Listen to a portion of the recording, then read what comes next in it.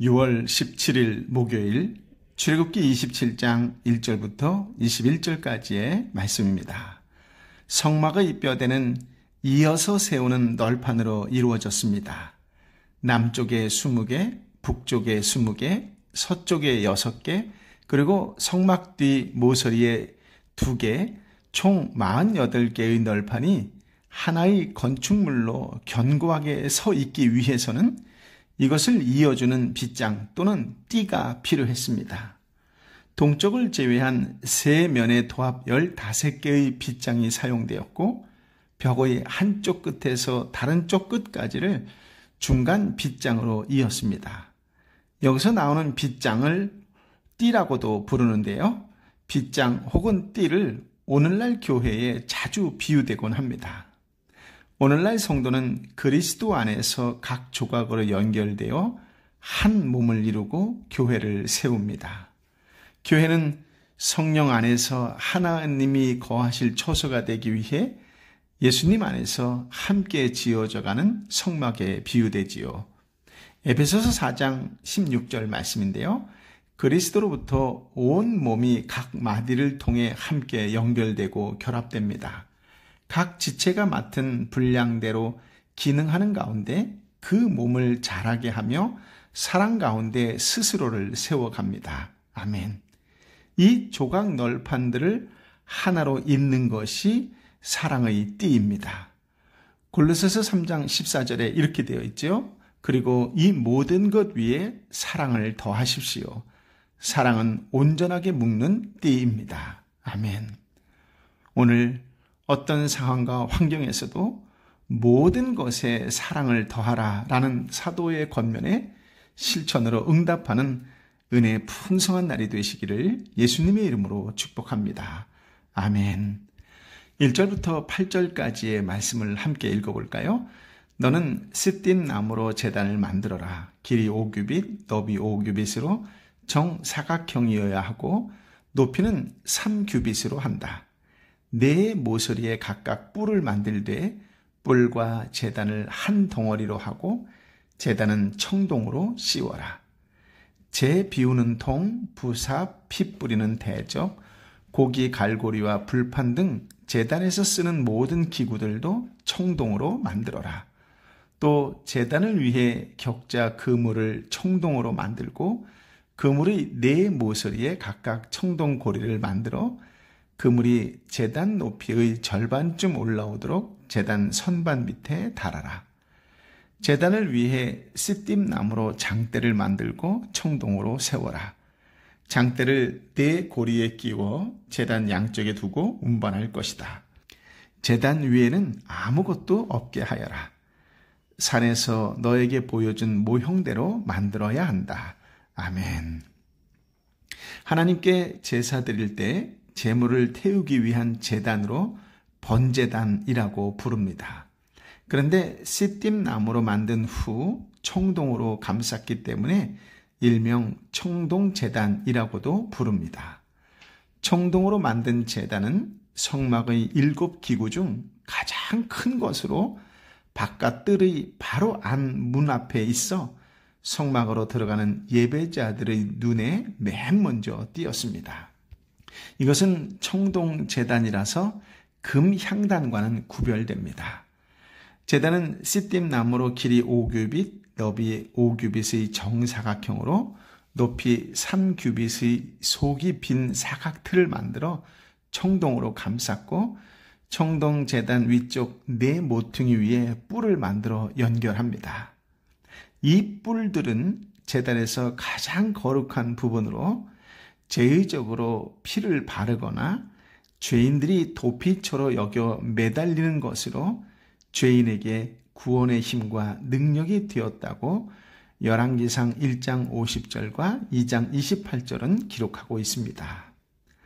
누군가 자신을 정죄하려 죽이려고 할 때 제단으로 달려가 뿔을 잡으면 목숨을 건질 수도 있습니다.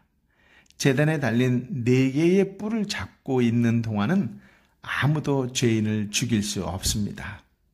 아무리 무서운 죄를 지은 사람이라도 하나님께 자복하고 제사를 드린 이상 하나님께서 그의 생명을 지켜주십니다. 그렇습니다. 누구든지 십자가의 대속과 희생을 믿고 의롭게 되면 하나님의 자녀가 되는 권세를 누리고 하나님의 형상으로 회복될 수 있습니다. 그래서일까요? 시편 18편에서 다윗이 여호와 하나님을, 누가복음 1장 69절에서 누가가 예수님을 구원의 뿔이라 노래했을 때 아마도 제단 뿔을 배경으로 삼았을 것 같습니다. 이어서 부속기구인 재를 담는 통과 부삽과 피 뿌리는 대접과 고기 갈고리 그리고 불 옮기는 그릇은 모두 청동으로 만들지요. 번제단 속에는 석쇠처럼 생긴 청동 그물을 단의 절반 높이에 오도록 제작해 놓고 그물의 네 모서리에 청동고리 4개를 만들어 씨띠임 나무에 청동을 감싼 장대 막대기를 끼워 운반할 수 있게 합니다. 번제단은 이동식으로 만들어졌다는 말이겠지요? 그렇습니다. 이것은 여호와 하나님의 임재가 이동한다는 사실을 강조함과 더불어 하나님께서 기거하기로 선택하신 장소의 특별함을 상징합니다. 제물을 드릴 번제단과 부속 기구들 역시 하나님께서 산에서 너에게 보여준 모형대로 만들라라고 하셨습니다. 이제 성막 바깥들에 대한 말씀을 살펴볼까요? 9절부터 19절까지의 말씀인데요. 함께 읽어보겠습니다. 그리고 뜰을 만들어라. 남쪽은 길이가 100규빗이 되게 하고 고운 배실로 짠 성막 휘장을 드리워야 한다. 청동으로 기둥 20개와 받침대 20개를 만들고 그 기둥들에는 은으로 만든 고리와 가름대가 있어야 한다. 북쪽도 역시 길이가 100규빗이 되게 하고 거기에 두를 휘장, 청동으로 만든 기둥 20개, 받침대 20개, 그리고 그 기둥들에는 은으로 만든 고리와 가름대가 있어야 한다. 성막들의 서쪽은 폭이 50규빗이 되게 해 휘장을 두르고 기둥 10개와 받침대 10개를 세운다. 동쪽들은 폭을 50규빗으로 해 성막 입구 왼쪽에 15규빗짜리 휘장을 두르고 기둥 셋, 받침대 셋을 세우고 성막 입구 오른쪽에는 15규빗짜리 휘장을 두르고 기둥 셋, 받침대 셋을 세운다. 뜰로 들어가는 문에는 길이 20규빗짜리 휘장을 건다. 이 휘장은 청색실, 자주색실, 홍색실과 고운 배실로 짠 것으로 그 위에 수가 놓여 있는 것이어야 한다. 거기에는 기둥 넷과 받침대 넷을 세운다. 성막뜰에 세운 모든 기둥에는 은 가름대와 은고리, 청동 받침대가 있다. 성막뜰은 길이 100규빗, 폭 50규빗이어야 하고 고운 배실로 만든 높이 5규빗짜리 휘장을 두르되 청동 받침대가 세워져 있어야 한다. 성막 제사 때 쓰는 다른 모든 기구들과 성막 말뚝과 뜰의 말뚝은 모두 청동으로 만들어야 한다. 아멘. 먼저 뜰이라고 하는 단어부터 확인해 볼까요? 뜰은 원어로 본다면 좁은 장소라는 뜻으로 상징적으로 괴로움이라는 의미를 포함합니다.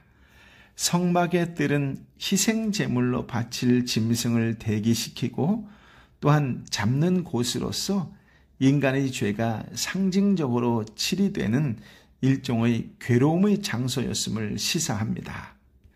성막의 뜰은 남쪽과 북쪽에는 길이 100규빗의 고운 배실, 세마포라 그랬죠. 고운 배실로 짠 성막 휘장을 치는데 20개의 청동 받침 위에 20개의 청동 기둥을 세우고 고정 밧줄을 걸 기둥의 갈고리와 커튼 봉 역할을 하는 가름대는 은으로 만듭니다. 성막들 서쪽에는 폭 50규빗의 휘장을 두르고 기둥과 받침대를 10개씩 사용합니다. 뜰 동편의 폭도 50규빗이지만 중앙에 4개의 기둥과 4개의 받침을 사용해서 청색실, 자주색실, 홍색실과 고운 배실로 짠 것으로 20규빗의 휘장을 쳐 출입구를 만들고 양쪽의 3개의 기둥과 3개의 받침을 사용하여 15규빗의 휘장을 칩니다. 성막 뜰을 둘러쳐 놓은 고운 배실로 만든 휘장의 높이는 5규빗이라고 18절에 나와 있죠. 성막들에 사용하는 제사 관련 기구와 성막을 땅에 고정하는 말뚝과 뜰의 포장 말뚝은 모두 청동으로 만듭니다. 고운 배실로 만든 휘장의 높이가 5규빗이므로 바깥에서 성막 뜰을 볼 수는 없지만 높이 10규빗의 성막은 볼 수 있습니다.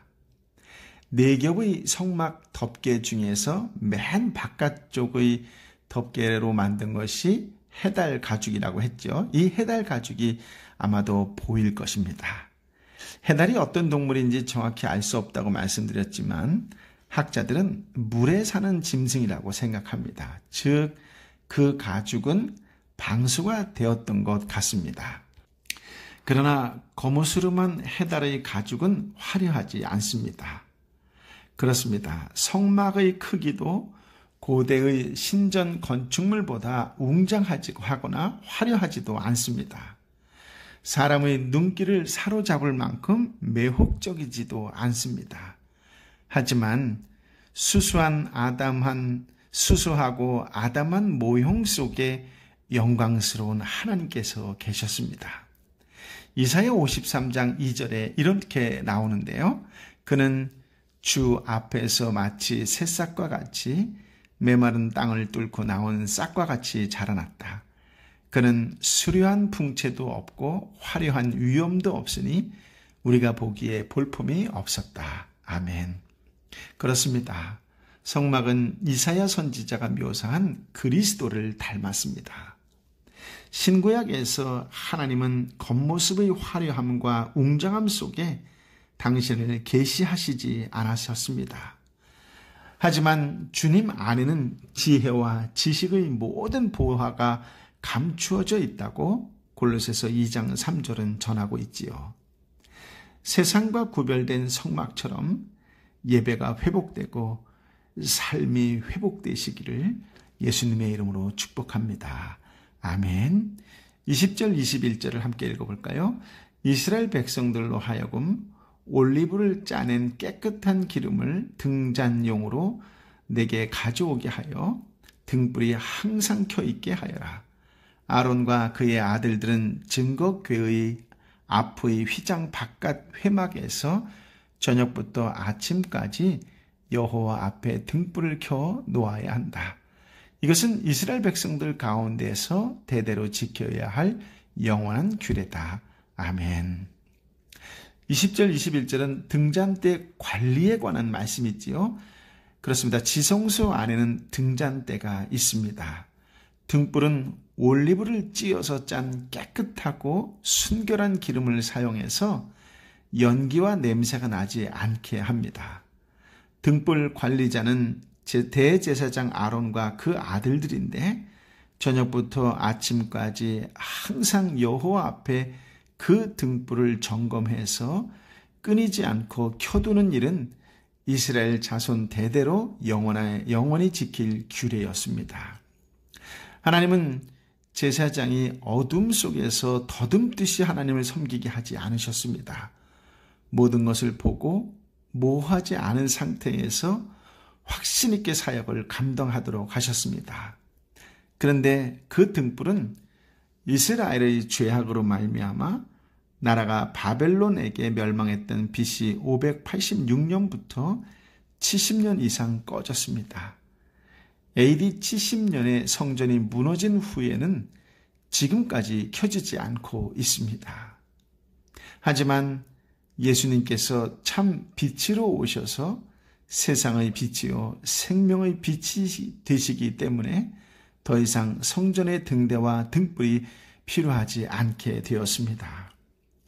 신약시대를 살아가는 성도들은 말씀과 성령님의 인도를 통해 가야 할 길을 명확하게 제시받습니다. 명확하게 밝히신 하나님의 뜻을 따라 담대하게 나아감으로 하나님의 뜻을 성취하는 성도가 되시기를 예수님의 이름으로 축복합니다. 생명의 빛 되신 예수님의 인도 가운데 몸도 마음도 온전히 회복되시기를 예수님의 이름으로 축복합니다. 아멘. 아버지 하나님, 사랑하는 아버지 하나님, 참으로 귀한 말씀, 생명의 말씀으로 인도하여 주시니 감사합니다. 하나님, 말씀을 읽을 때는 잘 이해가 되지 않는 듯 하면서도 그러나 한 구절 한 구절 깨달음이 올 때에 참으로 귀하고 복된 생명의 말씀이요 진리의 말씀이요 회복의 말씀을 허락하여 주신 것이 얼마나 감사한지 이루 말할 수가 없습니다. 세상 욕심을 추구하던 모습에서 돌이켜 하나님 나라와 의를 구하는 성도가 되게 하여 주옵소서. 믿음이 회복되길 원합니다. 경건한 삶이 회복되길 원합니다. 예배가 회복되길 원합니다. 아픈 몸과 마음이 회복되기를 원합니다. 하나님의 형상으로 회복되게 하여 주옵소서. 치유와 회복의 이름 우리 주 예수 그리스도의 이름으로 선포하며 오늘 말씀을 가슴에 품고 순종으로 나아갈 때에 하나님의 놀라운 터치를 경험하는 복된 날이 되게 하여 주옵소서. 이제는 치유와 회복의 이름 예수 그리스도의 은혜와 아버지 하나님의 크신 사랑과 성령 하나님의 위로 역사 교통 충만하심이 온전한 회복을 간절히 사모하며 말씀 가운데 순종하는 삶을 살겠느라고 다시 한번 결단하며 결심하며 선포하며 나아가는 하나님의 사람 한 사람 한 사람 머리 위에 함께 눈물로 기도하는 삼터와 일터와 공동체와 열방의 선교사님과 선교지 위에 함께하여 주옵기를 간절히 축원하옵나이다. 아멘.